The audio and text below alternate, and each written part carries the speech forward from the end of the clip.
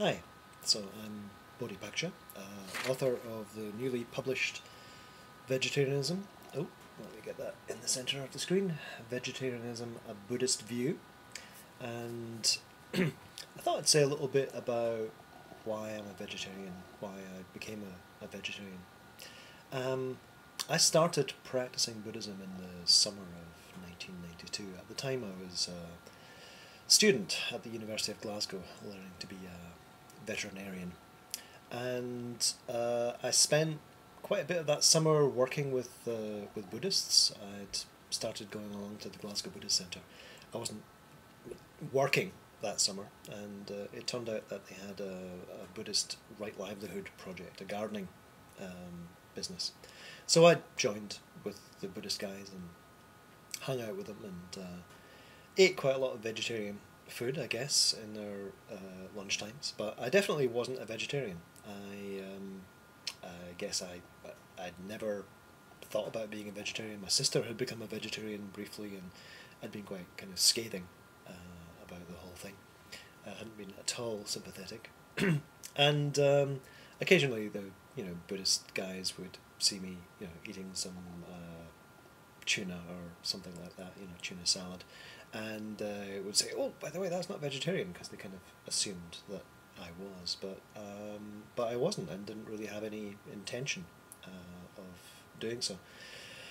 But then October came around. I went back to university again, and one of the things that you have to learn to do as a veterinarian is veterinary meat inspection, which isn't just inspecting meat, it's inspecting slaughterhouse plants and making sure that the animals are being well looked after. If they're not being well looked after and they're in serious distress, then ensuring that they're slaughtered promptly.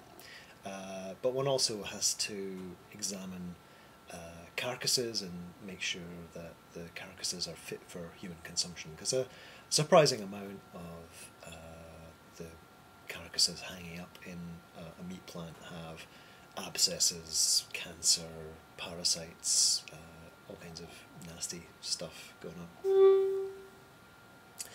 Anyway, so we had to go to lectures at the abattoir, the slaughterhouse in the East End of Glasgow, which is a huge, hulking place, vastly underused because the amount of meat being consumed had decreased dramatically, I'm glad to say now.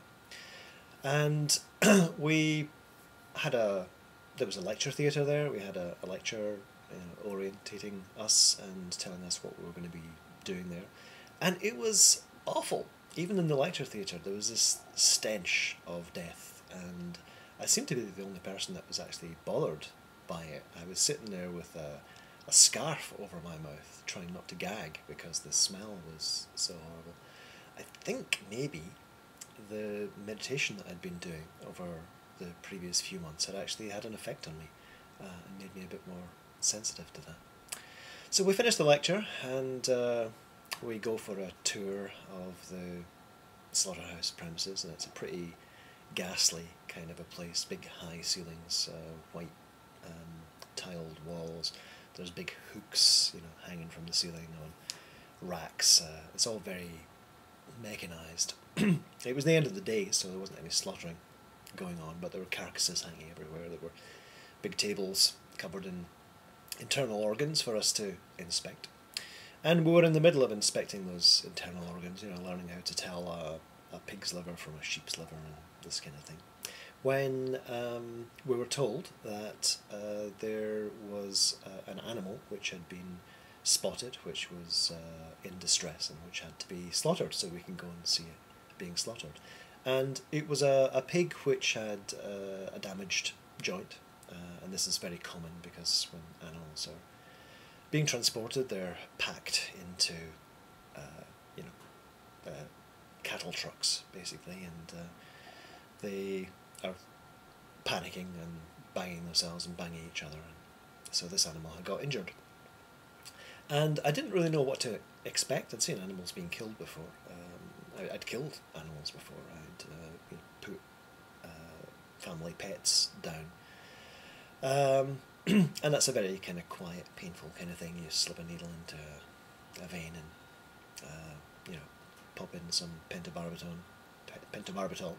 and the animal just quietly slips away.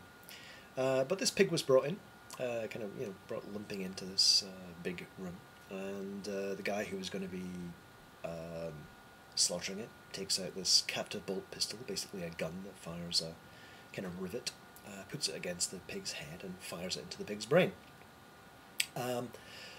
That doesn't kill the animal, that's merely the stunning part of it, making sure that it's not conscious for the actual killing.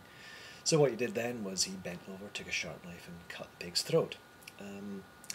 Because the pig's lower brain is still intact, the pig still has all its reflexes, so the pig starts flopping around like crazy on the floor of the room with its throat cut, so there's blood flying around all over the place. And I was a vegetarian. I hadn't intended to become a vegetarian, but when I went home, I was living in an apartment with 3 other students, and we'd already done the shopping for the week, and we were going to be eating some minced beef that evening, and I just couldn't eat it, and I just realised I was a vegetarian. So for me, it was a very sudden, quick thing. It didn't involve any thinking. Some people have to, think, oh, am I going to be a vegetarian? Am I not going to be a vegetarian? What are the reasons for doing it? What are the reasons for not doing it? All this kind of stuff. For me, it was just this gut level response. I saw an animal being slaughtered, and I thought, I don't want to have any part of that. And so I've been a vegetarian since then. That was over 25 years ago. And I've had periods of being vegan since then. I've slipped from that, currently back on to being vegan again. But for me, I really just could never go back to eating meat. It just doesn't sit at all well with my conscience.